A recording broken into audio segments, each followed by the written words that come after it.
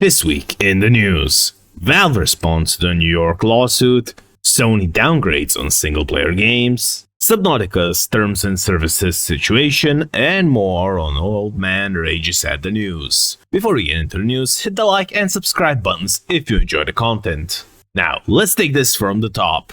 Valve did Valve things and removed the free horror game after players discovered it contains malware. The game in question is called Beyond the Dark. It contained malware designed to steal personal data and cryptocurrency. This discovery was also investigated by fellow YouTuber Eric Parkett, and according to him, the malware was hidden in a unityplayer.dll file. The interesting part is that the game was originally called Rodent Race, but someone hijacked the developer's Steam account and changed it into the malware game.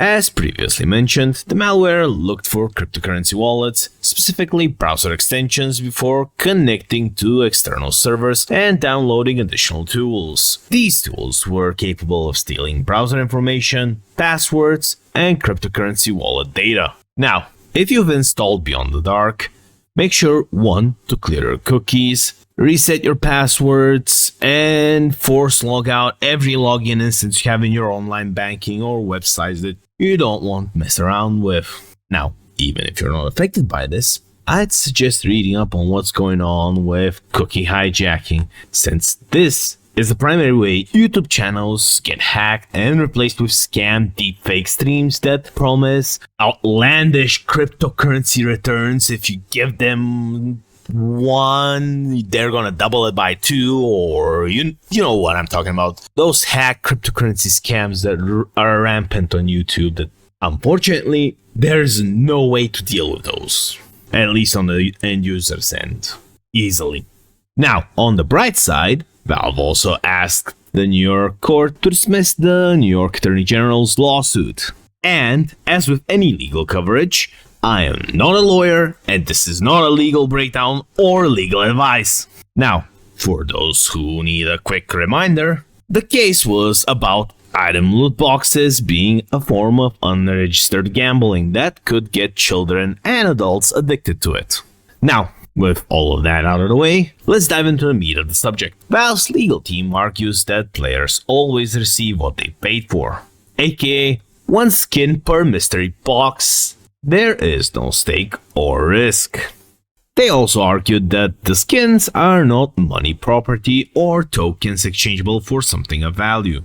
Users pay a flat fee for a random skin, and there is no wager agreement between Valve and the user. Valve's legal team argued that loot boxes are similar to baseball cards, labubus, comic book grab bags, cereal, and other various mystery products.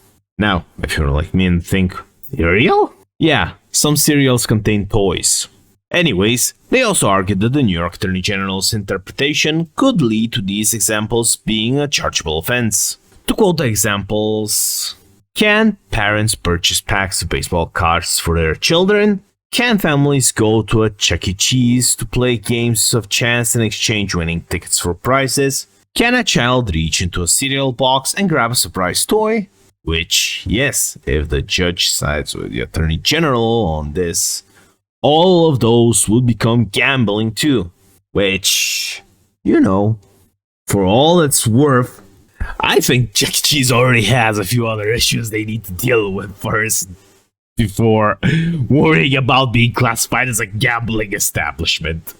Or they can just set up a wrestling ring in the middle and, let customers loose. In other news, this is something I recently heard about, but hey, I figured I should let you all know. PlayStation 5 updated its UI and will show how many players play the game in a week. Now, this at the moment is only for the popular games like GTA 5, Call of Duty, and so on, and is currently in beta testing. Now, keep in mind, this is gonna show the top games based on region. So, PlayStation is not getting a Steam TV yet. Now, that's the good part. And, of course, this is Sony. It's only a matter of time until everything goes to shit. And in this case, it started on the 20th of May, where PlayStation Plus, The thing that you have to pay Sony in order to play multiplayer games, on top of paying your internet provider, will have an increased price.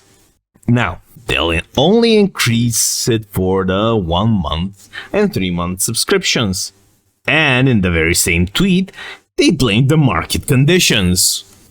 Sure, buddy, sure. That's definitely the reason why you want extra money from your user base.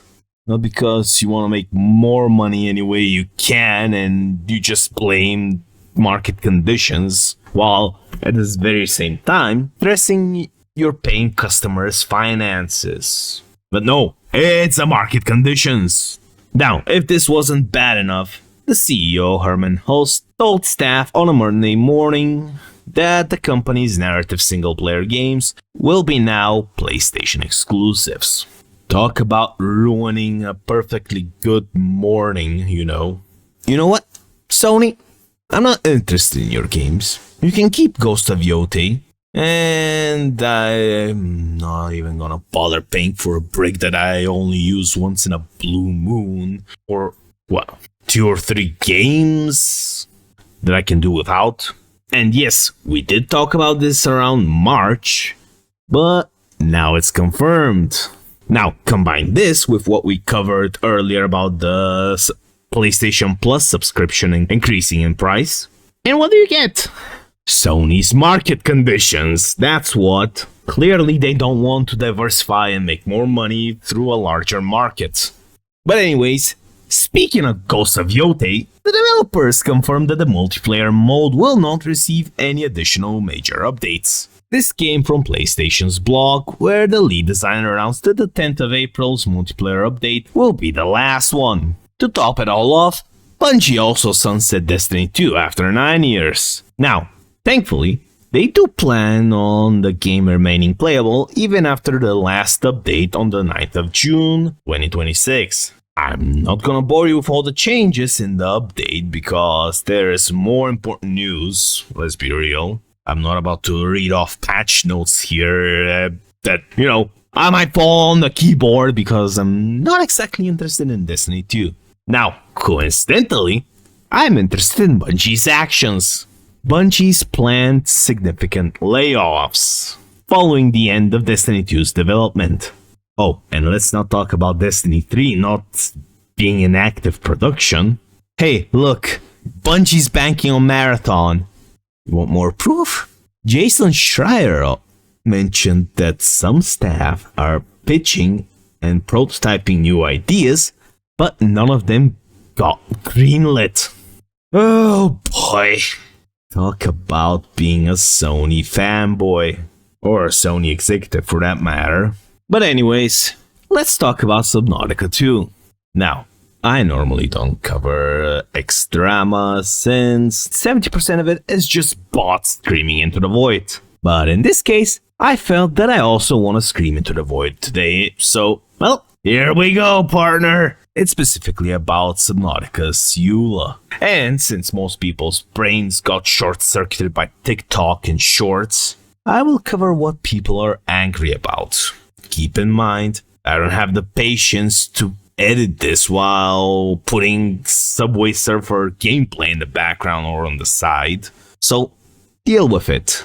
Anyways, let's start off with the first problem. The agreement grants a license to play the game rather than transferring ownership.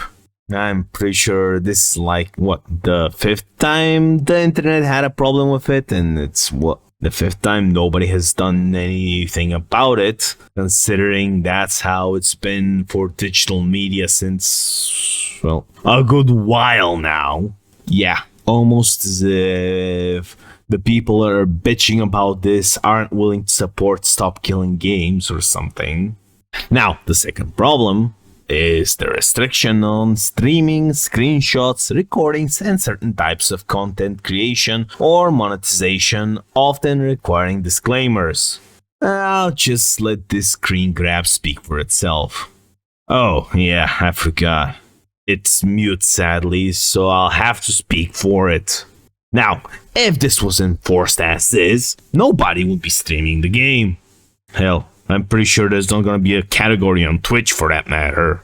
This is mainly there to remove content unknown worlds deems problematic. Put a pin in that, there'll be more later. There is also an agreement to collect personal and device information here. Sure, on paper, it looks bad. Now, the tech guy in me says, how are they gonna handle any technical support requests if they don't know what you're running this on? PCs vary from person to person. On one hand, you might have somebody that's trying to run this shit on a 980 Ti, while the other guy runs it on a 970 XTX, and you're gonna have potentially either the same problem or a different problem. Obviously, when you send this off, and if it's something game-breaking, they'll want to know what exactly you were running this on.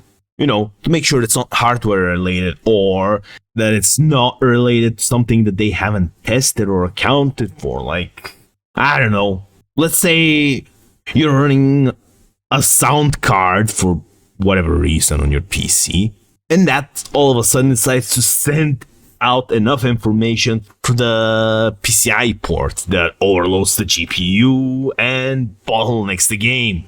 Obviously, this is an example. Let's hope it's not that badly coded. But you get my point, right? They need some information in order to troubleshoot shit. Yeah, fair enough. Not to mention if you submit a trouble report, ticket, or feedback, there's generally a section about filling in either, you know, an email or another way of contacting you in case they want to go over a few things with that feedback with you, like in terms of if that's gonna, well, match what you're looking for. But you know, I'm just thinking here. Now, remember the remove content bit that we talked earlier? Well, the publisher retains the right to revoke access for specific reasons, and terms may update unilaterally, with the user expected to review changes. Yeah. Why does that all of a sudden sound like Ubisoft talking?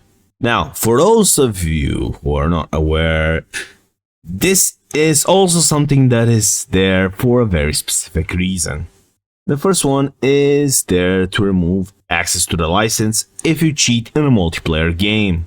Or, in other words, it does nothing for a single player component. The second example here is in every single EULA that you agree to.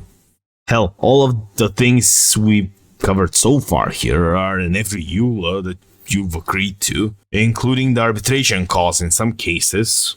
Now, do I like this EULA? Fuck no! But ultimately, Subnautica 2 alone is not the problem. This is something that's prevalent across all of the game industry. And unless something changes or someone takes action against these types of EULAs, there won't be a change in the status quo. Let's be honest. Until this thing hits courts and that EULA gets overturned because of a country's laws, there's not gonna be a precedent. Now, on the bright side, the developers did respond to the criticism, and they confirmed they will never take actions against streamers or content creators, and will not enforce the clause restricting gameplay recording or monetization. Hey, so far so good. They also mentioned that they won't take action against player-made mods as long as they follow the simple rules that were set a while back, like not selling the mods. They're also looking to review other players' feedback on the EULA terms, which include the license-only ownership, the $50 maximum cap on damages, and the VPN restrictions. Okay, so far, a good response. And keep in mind, despite all of the shit show that's going on next with the EULA, they still managed to sell 4 million copies in 5 days. Let that sink in. That's how little this EULA damaged the game on X. Well, now that that's out of the way, back to your regularly scheduled shit talking. And now for something that was mentioned last week. We're looking into who paid for Mixtape. You can see here that Pirate Nation posted a tweet about Mixtape receiving 90,000 Australian dollars in public funding from Vicscreen, a Victorian state government in Australia. Now, we can easily confirm that Vicscreen is part of the Australian government by looking at the URL. The .gov.au in the URL basically confirms it. It's a government website. You can even see here clearly they stated that they're supporting Victorian production companies to create high-quality, diverse and engaging films, television, online and VR projects. Yeah, I already want to puke just reading that. They also have a dedicated page for video games, so we can confirm that they have indeed funded games. They even brag that they've done it for more than 25 years. All that remains is to look for the company's exact location, which is Melbourne, capital of the Australian state of Victoria. Which means that there is a high likelihood that they did get indeed funded by the government, and that the 90,000 Aussie dollars does fit the criteria. Oh boy, and this shit gets good. I have no idea how lucky I was, but I managed to find this. Victoria State Government's disclosure payments for between the 2023 and the 2024 years, and in that PDF file, we have Mixtape! Holy shit, this is a government psyop if I ever seen one. The parts here show that Mixtape did indeed receive the money that Pirate Nation mentioned. Now, bear in mind, I never managed to find where he found this from, and if he was the one who started this, or if someone else mentioned it first. But when push comes to shove, everything checks out. Hell, we even managed to find actual proof through government documentations. I mean, are we surprised that the Australian government funded this shit of a game? Well, calling it a game is actually doing games disservice, let's be honest. Yeah, we're not surprised, and yeah, it does do a disservice to the game industry. Australia, the land where kangaroos drown you and common sense is not so common. More on the news at 11. Now, on to something that's very funny. Riot Games officially responded to the Vanguard bricking claims. Now, what bricking claims, you may ask? To quote the exposed by OG is Ada, VKG suddenly triggered on IOMMU restarts warning in-game, after which the DMA firmware becomes completely unusable even without the game running or after uninstalling Vanguard. Only fix is a full OS reinstall. It's using IOMMU to create read blocks, which permanently breaks the majority of almost all SATA/NVMe firmwares once triggered. Even the advanced H2 dashboard got affected. Confirmed firmware block wave by @itsgamerdoc. Now, bear in mind, I've used a lot of technical mumbo jumbo in here. I'll go through everything step by step in a bit. For now, I ask you to bear with me. Also, this is not something that is the end of the world, mind you, considering a simple OS reinstall repairs the damage. Now, for Riot's response, which does feel a little PR-ish, I'm gonna give them credit, since it doesn't beat around the bush. They posted this tweet on X and said, "Congrats to the owner of a brand new 6K paperweight." And then quote tweeted that by clarifying that the photo they posted is a picture of a cheat hardware devices sold explicitly for cheating in Valorant. Now, the latest update to Vanguard enforces standard platform security features like input-output memory management unit, or, as we said earlier, IOMMU for short. Don't at me for pronunciations, I couldn't give a damn about how it's spelled properly. And specifically the input-output memory management unit on accounts identified as using direct memory access, or DMA for short, cheating devices. They even added that it's part of modern systems and they block DMA cheat devices.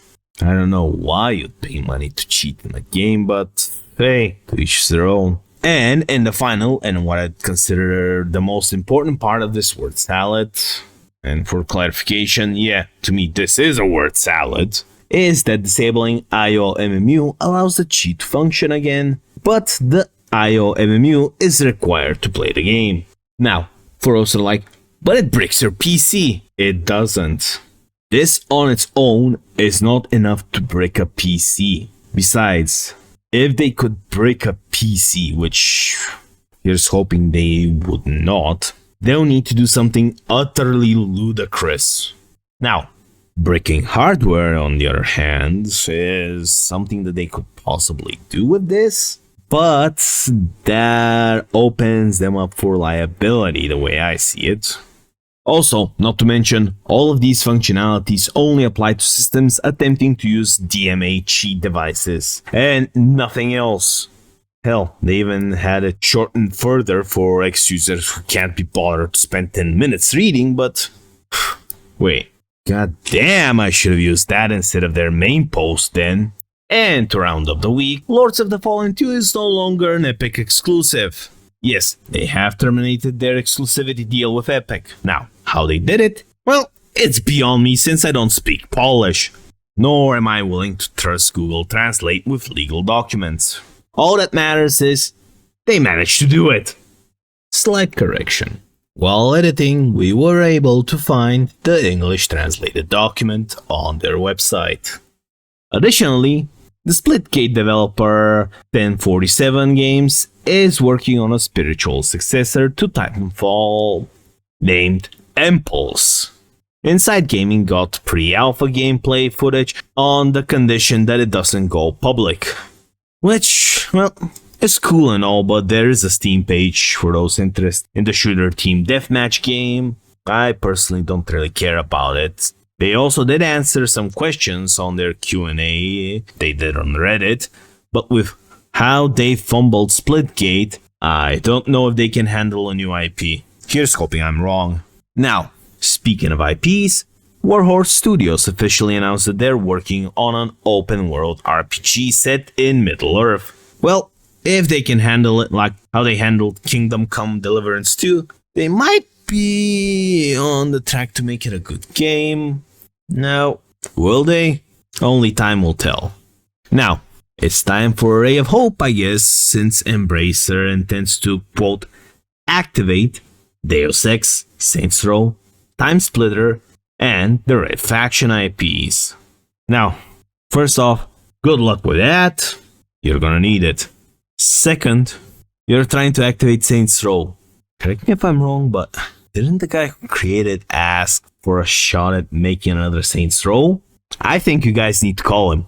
But anyways, to give more context, they released their Q4 full year report, and on page 40 it listed out its IPs with the previously listed games in the Vault tier. Now, it's not clear what exactly they will do with it for now.